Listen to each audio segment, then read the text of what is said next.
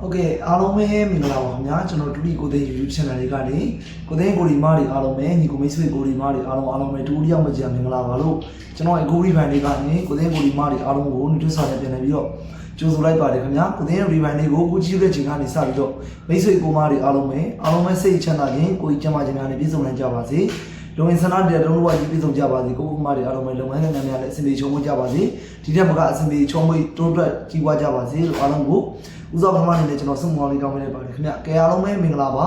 မင်္ဂလာရှိသောနေ့တဲ့ကလေးပါခင်ဗျာကိုသိန်းကိုမတွေအားလုံးပဲဒါကိုသိန်းပရိဝိုင်းရတဲ့ချိန်လေးတွေကတော့နေခင်းဘက်ပဲရှိသေးတယ်ကိုသိန်းကမင်္ဂလာနေ့လည်းကနေလို့ပြောရတာအားလုံးကိုနော်ဒီမှာရွှေတောင်ထွက်နေကဲကိုမာရီအားလုံးပဲကျွန်တော်တို့ Google Fan လေးကတော့ကိုသိန်းကိုမာရီအားလုံးတို့ကိုကျွန်တော်4ရက်3လ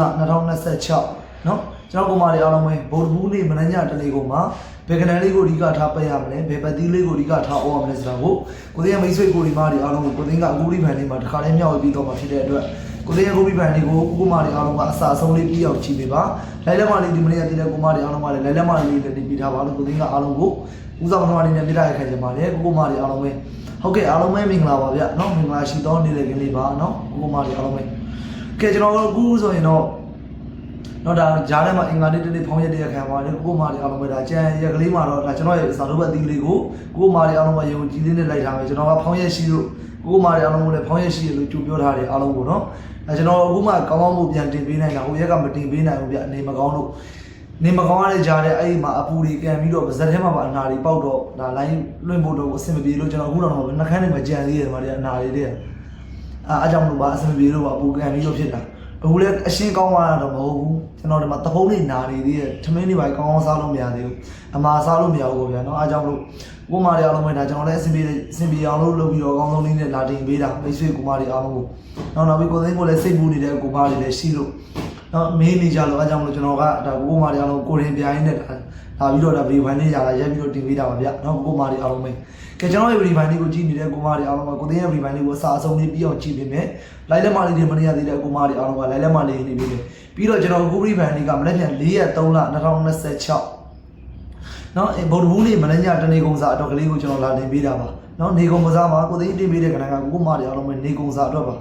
နော်နေကုန်စာပါအတွက်ပါဗျနော်ကဲအားလုံးပဲဒါဆိုကိုသိန်းကဏ္ဍလေးတွေစပြီးပြောပြီးမယ်အချိန်လေးဆွဲမနေတော့ဘူးကိုမာတွေအားလုံးကလည်းကိုသိန်းရဲ့ဗီဒီယိုလေးကိုအစားဆုံးလေးပြီးအောင်ကြည့်ပေးမယ်လက်မလေးတွေမရသေးတဲ့မိတ်ဆွေကိုမာတွေအားလုံးကလိုက်လက်မလေးနေပေးထားမယ်ဗျနော်စိတ်ပူပေးတဲ့ကိုမာတွေလည်းအားလုံးပဲကျေးဇူးတင်ပါတယ်ခင်ဗျစိတ်မပူပါနဲ့တော့ကျွန်တော်အပူကြောင့်ဖြစ်တဲ့ပြဿနာတွေပါနော်ဒါအပူကျသွားပါပြီအပူကကျဆိုကျွန်တော်ဒီပါဇက်မှာအနာတွေပေါက်ပြီးကြံခဲ့တာဒီပါဇက်အတွင်းထဲမှာဗျအပူနာတွေပေါ့နှခမ်းပေါ်တွေမာတွေရောဒီရှာပေါ်မာတွေရောအကုန်ပေါက်တာအခုဆိုရင်တဖုံးတွေပါရောင်နေတော့အမာမစားနိုင်ဘူးအဲ့လိုဖြစ်နေတာနော်အားကြောင့်လို့ပါခဲကိုမာအောင်စိတ်မှုပြည့်လူတွေတကယ်ကျေးဇူးတင်ပါတယ်ဗျနော်အားလုံးပဲကဲဒါဆိုကိုသိန်းကဏ္ဍလေးတွေစပြီးပြောပေးမယ်ကျွန်တော်တို့4ရက်3လ2026နော်ကျွန်တော်အတန်နေတဲ့တိုးနေရဆိုရင်လည်းချက်ကြည့်ပေးပါကိုမာတွေအားလုံးပဲကိုသိန်းလည်းအဲ့လောက်ပဲပြောနိုင်လို့ဟုတ်ကဲအားလုံးပဲကျွန်တော်တို့ဗုဒ္ဓဘူးနေ့မနေ့ညတနေ့ကုန်နေကုန်စာအတွက်နော်ကိုမာတွေအားလုံးပဲနေကုန်စာအတွက်ပေးရမယ့်ပတ်သီးလေးကတော့နှစ်ပတ်သီး4ပတ်သီးပဲဖြစ်ပါတယ်ခင်ဗျာနှစ်4ဝန်းချိန်မှာနှစ်ပတ်သီး4ပတ်သီးနော်နှစ်ပတ်သီး4ပတ်သီးပဲဖြစ်ပါတယ်နှစ်4ဝန်းချိန်မှာနှစ်ကြိုက်တဲ့ကိုရီမားတွေအားလုံးကနှစ်ပတ်မယ်4ကြိုက်တဲ့ကိုရီမားတွေအားလုံးက4ပတ်မယ်နှစ်4ဝန်းချိန်မှာအခွေလေးကတော့ကျွန်တော်တို့3ညခွန်3နော်3ညခွန်3ခွန်3ည3အပြီးပေါက်ခွေပါခင်ဗျာနော်ကျွန်တော်ရဲ့အခွေမှာအပူပါမယ်အပူလေးတစ်ပတ်စီပါထည့်ထိုးပါကိုမားတွေအားလုံးကအပူအခွေထိုးမဲ့သူတွေဆိုရင်ပြောတာဗျာနော်ကဲကျွန်တော်တို့အခွေလေးကတော့ခွန်3ည3အပြီးပေါက်ခွေပါခွန်3ည3အပြီးပေါက်ခွေပါကိုတင်းရဲ့အခွေလေးကတော့ကိုမားတွေအားလုံးပဲနော်ပေးရမယ့်ပတ်သီးလေးကကျွန်တော်နှစ်ပတ်သီး4ပတ်သီးပါနော်နှစ်4ဝန်းချိန်ပါခင်ဗျနှစ်နဲ့ဆိုကျွန်တော်တို့အဓိကထားတော့မယ့်ကဏ္ဍလေးက20နှစ်5နှစ်ခွန်နှစ်8ပါ20နှစ်5နှစ်ခွန်နှစ်8ပါကျွန်တော်နှစ်နဲ့ဆိုအဓိကထားတော့မယ့်ကဏ္ဍလေးက20နှစ်5နှစ်ခွန်နှစ်8ပါနောက်ကိုသိန်းကိုရီမားတွေအားလုံးမထားတယ်ကျွန်တော်နှစ်နဲ့ဆိုအဓိကထားတော့မယ့်မေယကဏ္ဍလေးပဲဖြစ်ပါတယ်ဗျာနော်အားလုံးပဲကဲကျွန်တော်ပြီးသွားရင်4နဲ့ဆိုအဓိကထားတော့မယ့်ကဏ္ဍလေးက40 45 4ခွန်4 8ပါ40 45 4ခွန်4 8ပါနောက်ကိုမားတွေအားလုံးမထားကျွန်တော်4နဲ့ဆိုအဓိကထားတော့မယ့်မေယကဏ္ဍလေးက40 45 4ခွန်4 8ပါကဲအခုကျွန်တော်တင်ပေးလိုက်တဲ့ကဏ္ဍလေးတွေကဒါဗုဒ္ဓဘူးနေ့မနက်ဖြန်နေကုန်ကစားပါနော်ကိုမားတွေအားလုံးက4ရက်3လ2026ဗုဒ္ဓဘူးနေ့မနက်ဖြန်မနက်ညတနေ့ကုန်မှာကစားပါမနက်ပိုင်းမကြရင်ညနေပိုင်းကိုပို့တင်ကစားပါဗျာနော်ကိုမားတွေအားလုံးဒါမဲ့မနက်ပိုင်းကိုကြားလိုက်မယ်လို့ထင်တဲ့ကဏ္ဍကိုကျွန်တော်ရွေးပြီးပေးထားတယ်နော်အားလုံးကိုက ကဲအားလုံးပဲကျွန်တော်ဒါဆိုရင်ကိုမာတွေအားလုံးအကြိုက်ဆုံးနေနဲ့2ကွက်ကောင်းလေးပြောပြမယ်အကြိုက်ဆုံးနေနဲ့2ကွက်ကောင်းလေးကကျွန်တော်24ခွန်ပဲဖြစ်ပါတယ်နော်အကြိုက်ဆုံးနေနဲ့မရော2ကွက်ကောင်းလေးက24ခွန်ပဲဖြစ်ပါတယ်ခင်ဗျာတစ်ခွက်ကောင်းလေးကတော့ကျွန်တော်20ပါနော်တစ်ခွက်ကောင်းလေးကတော့20ပါကိုမာတွေအားလုံးပဲ24ခွန်ဒီ2ကွက်ကောင်းပါတစ်ခွက်ကောင်းလေးကတော့20ပါဗျနော်မိတ်ဆွေကိုမာတွေအားလုံးပဲကဲဒါဆိုကိုသိန်းနောက်တစ်ခါပြောပြမယ်ဒီတစ်ခါပြောပြီးတော့ကိုသိန်းရဲ့ review လေးကိုနားဝင်ပြပါအားလုံးပဲနော်ကဲကျွန်တော်4ရက်3လ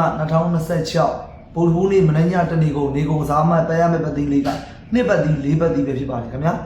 နော်နှစ်4ဝမ်းချိန်မှာနှစ်ပတ်တိ4ပတ်တိပဲဖြစ်ပါတယ်ခင်ဗျာကျွန်တော်တို့အခွေလေးကတော့ခွန်3ည3ခွန်3ည3မပြီးပေါက်ခွေပဲဖြစ်ပါတယ်အခွေလေးကတော့ခွန်3ည3ပြီးပေါက်ခွေပါ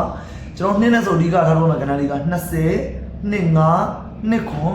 နှစ်8ပဲဖြစ်ပါတယ်20နှစ်5နှစ်ခွန်နှစ်8ပါကျွန်တော်ပြီးသွားရင်4နဲ့ဆိုရင်44 5 4ခွန်4 8ပါ